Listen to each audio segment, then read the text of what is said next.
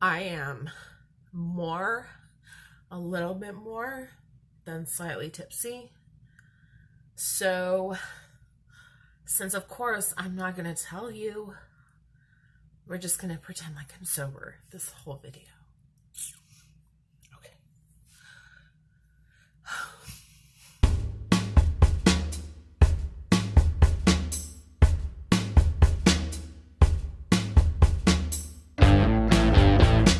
Hey guys, I'm going to with Perfume Vegas perfume because,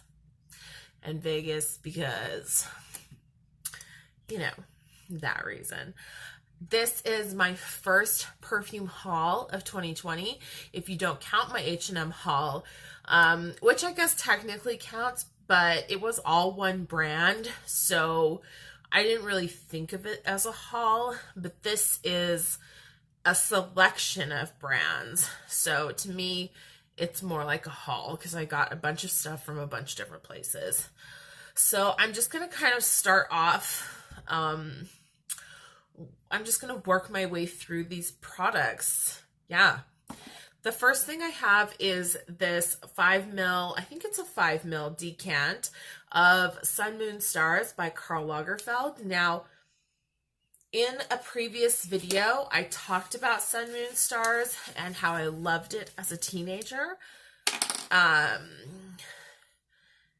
And as an adult, well, I don't love it, but I can see why I did love it when I was a teenager. It's very fresh.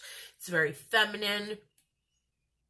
It is a bit sexy, but it's not like overtly sexy. It's not too sexy that a teenage girl who was 15, 16, 17 years old couldn't wear it without her parents being like, oh no, oh no. What had happened was I had started thinking about all of the different fragrances that I wore when I was young, when I was getting into fragrance and getting into perfume. And I really realized that the one that I hadn't had a chance to revisit in some time was Sun Moon Stars. It was long discontinued. So I began looking online, and bottles of this, even partial bottles of this product, go for well over $50 to $100. I was like, no. But there was somebody on Mercari selling decants for $13. So I picked up the decant of that. I'm glad that I did. I won't be wearing it. I definitely don't plan on wearing it, but I'm glad that I did for nostalgia's sake. It doesn't smell bad. It definitely doesn't smell bad, but it's just not my cup of tea anymore. So the next product I have to show you in my haul is the Diptyque Eau Capitale. This is the solid perfume. I have done a full review on this fragrance. I'll put it up here somewhere, but this looks like that. It's in the regular Diptyque clamshell style canister, except it has a nice, really pretty like paint done on it in this peacock and rose pattern, and it comes with this little bag.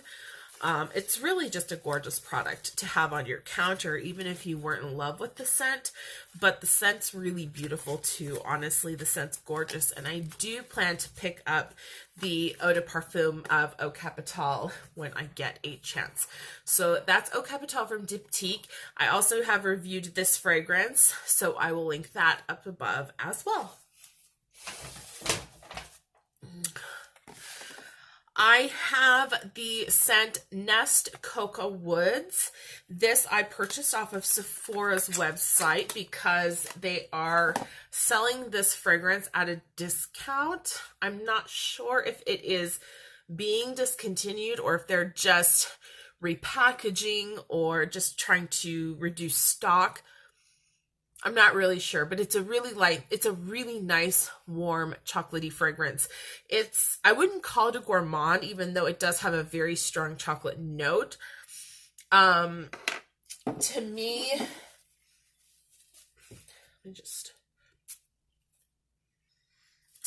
it just feels, the chocolate feels more like a addition to the woody undertone, the base that is very woody and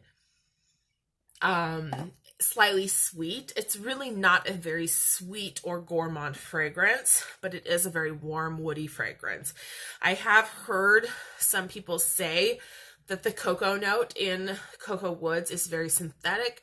It is a very synthetic cocoa note, but I feel like it works well within this blend. That would be up to personal preference.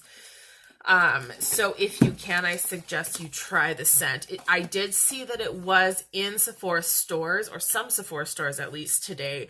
And it has been on sale on Sephora's website. The rollerball is $16. The full size, the 50 ml, is $42. So, it's up to you, you know, if you want to go ahead and blind buy that. I think it's a really nice fragrance, and I think for the price, it's one of the nicest that I have from Nest. I'm not a huge fan of the brand, so there you go. The next scents that I picked up were from the same brand. These are both from Heretic Parfum, and this scent, Jasmine Smoke, I bought at the end of December, and this scent, Smudge, I bought in mid-January. And as you can see, the packaging is incredibly different. They're both 15 mils, but they did do a nice upgrade in packaging. I really like this upgrade. Jasmine Smoke is a truly unique fragrance. I don't think that I've ever smelled anything quite like this. It has a beautiful jasmine, which is almost overwhelmed by the heavy tobacco scent, like the cigarette smoke tobacco scent. But somehow it manages to become very combined on the skin, and it projects as a very strong, very warm, very indolic jasmine. So if you don't like your jasmine, like a very indolic jasmine, you won't like Jasmine Smoke. Just don't even try. If you have tried other scents with a jasmine note like that, you still might not like Jasmine Smoke. It's hard. It's a hard fragrance to describe, and as a fragrance to try to talk to somebody about wearing, it's the only thing I can say is that when I wear this, I feel like I should be wearing a mink coat in summertime and smoking a cigarette from a long-handled cigarette holder. It's that kind of feeling that it evokes, and it's a really beautiful fragrance, but it is a powerful fragrance. And if you get headaches, if you have allergies, if any strong scents really set you off, you will not be able to wear this. It's very, very strong. The next from Heretic Parfums is Smudge.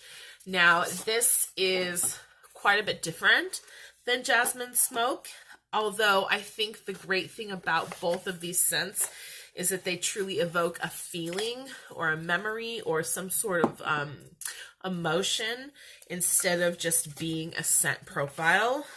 And Smudge, to me, is absolutely the scent of a woman, me, a mother, me, smudging her household with Palo Santo wood, and that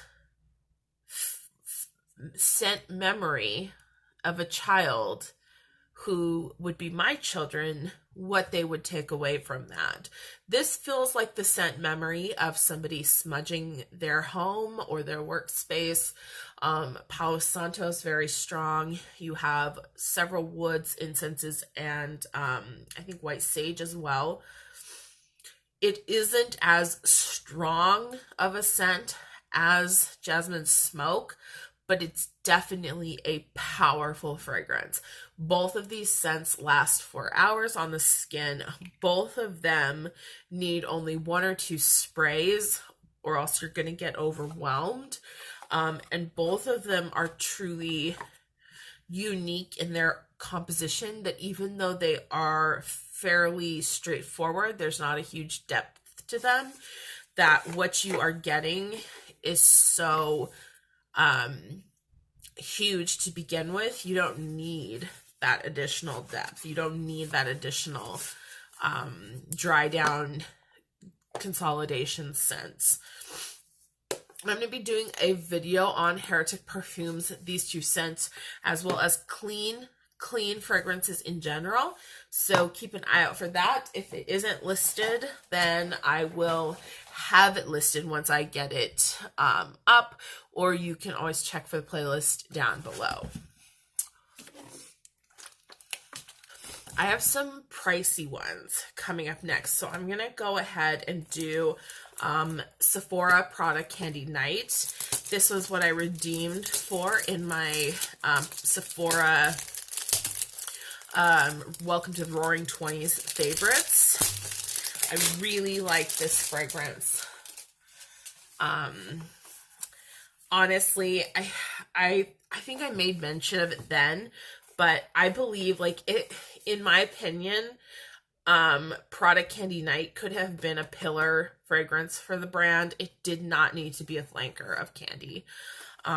It's different enough from Candy and the other flankers that I really don't understand why they did it that way, only to, unless they were, you know, trying to just sort of hold on to the brand and hold on to the name. But this is what it looks like straight out of the box. And then this you pop off, and when you spray the product, it's actually coming out up here, unlike these smaller sizes where this comes off. But this is the bottle for Prada Candy Night. This is a really nice fragrance. It doesn't smell like Prada Candy to me at all. It really has no connection to Prada Candy to me at all. Even Prada Candy Floral, which I also have, and which had previously been my favorite flanker, even that smelled, you know, it smelled like a Prada Candy flanker. This smells like something different. It smells like something original. I'm almost a little disappointed the fact that they went ahead and made this a flanker, because I think it should have stood on its own, to be honest. To be quite honest. The next scent, I have so much going on up here. I've just come back from the mall from picking up several of these. Oh, that's Cocoa Woods. It's so nice. But others of them I have ordered. I actually have 4. So 2 I picked up at the mall, 2 I ordered online. I'm going to go with the ones I ordered online first. The first one I have here is Parfum de Marly Athalia. This fragrance is so good. It should have gone up by now. There's a video where I'm talking about how I love Acqua di Parma Colonia Mira. Parfum de Marly Athalia smells like Acqua di Mira, the dry down, the best part, but it's much more feminine. Mira is a masculine scent, so on me it's quite unisex. This is very much a feminine fragrance, but they still evoke that same scent idea, same scent image. It is I almost dropped it. It's sexy, it's sleek. Athalia is really, really gorgeous. This is just a gorgeous, sexy scent in a bottle, but don't expect it to be really deep or to be anything other than a beautiful, straightforward, sexy scent, because it is fairly linear. Other reviewers have said the same thing, so it's not like I'm going out on a crazy limb saying something crazy. It is fairly linear. It is not the most in-depth fragrance that you'll ever find. I doubt that it's probably the most in-depth fragrance from Parfums de Marly, but I think the fact that Athalia does one thing only, which is smell sexy, and she does it 100% to the best of her ability, is reason enough to own this fragrance. Athalia by Parfums de Marly. She's my queen. I wear her anytime I know that I want to smell sexy. The next one I have is from Creed, and it is Love in Black. So Creed's Love in Black has been on my wish list for some time. I've been waiting to purchase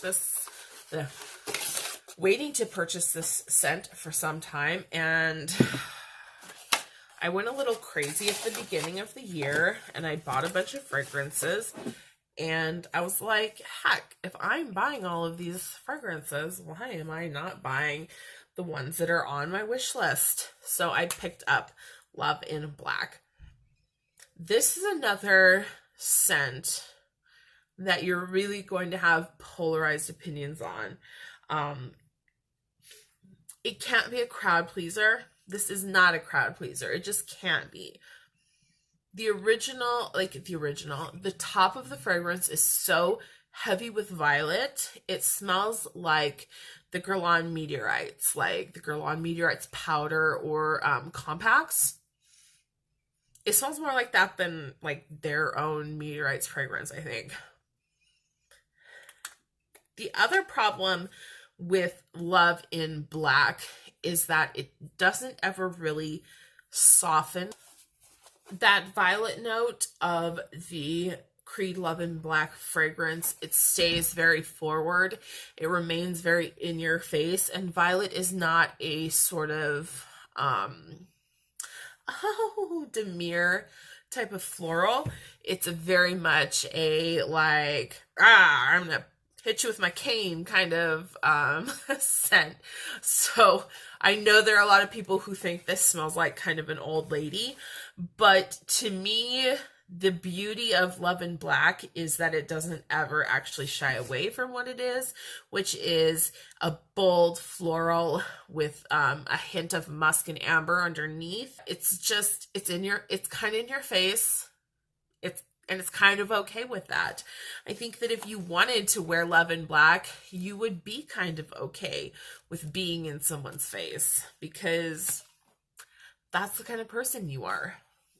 So anyway, I'm really happy to have checked this off my wish list. I was just in the Creed store when I was getting these other perfumes, checking out some of the new scents, and to be fair, I wasn't impressed by a lot of it. Even Aventus, I put Aventus on my partner, and it was like, why is there this hype? Anyway, Creed Love in Black, though, is worth the money, in my opinion. And then the two that were purchased today, it was my anniversary, and so we picked up some perfume, and there was also going to be Valentine's Day, so we picked up some other perfume. So I have some perfume, some expensive perfume that we picked up today. I stopped in the Chanel Beauty Boutique, and the perfume fragrance that I've gotten here, I went in originally, I wanted to buy Chanel exclusives,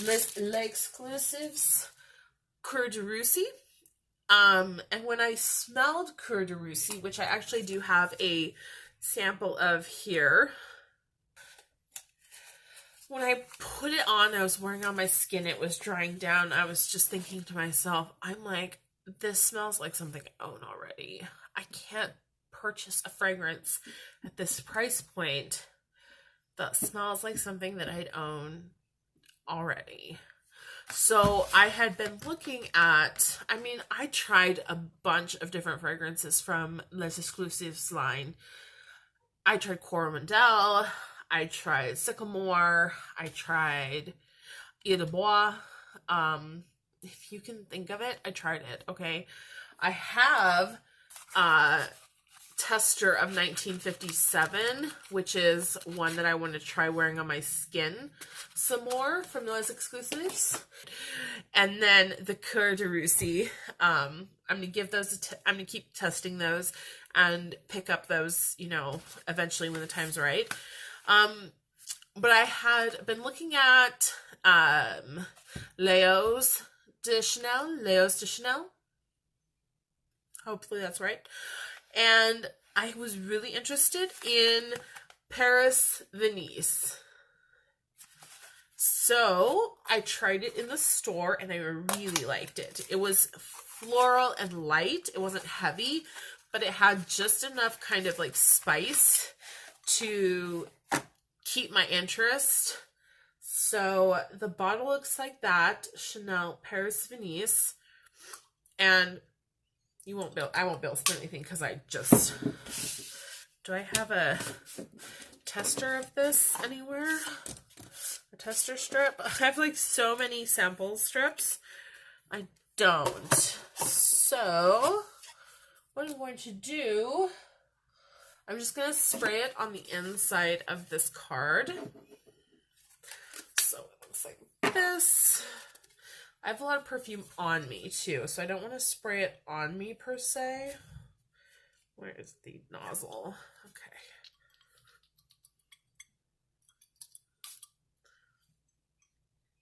Okay. It's fresh. It's like, because it's an eau. It's an eau de toilette, yeah. It's light. It lasts a decent amount of time, but it's not going to last forever. But this is perfect for summer for me. This is perfect for spring for me. This is perfect for fall for me. I can wear this so long during the year. It's so beautiful. It reminds me of the Hermes. It reminds me of the Hermes Jardin. Okay, it's Hermes. And it's the Jardin de la Lagune, I think, or Sur la Lagune, or La Sur Lagune. I'm not sure of the name. But it's the Hermes Jardin scent in the orange bottle. It reminds me of that, and it makes sense because both of these have taken Venice as inspiration, but the Chanel Paris Venise is so much fresher. It's fresher, it's lighter, it's prettier. It's like you could have a trail of this and I feel like people would like approach you and be like, "What are you wearing? That's gorgeous." And then the final purchase that I made, the final perfume that I have to share with you, is the Christian Dior Exclusives Grand Ball. Let me open this up.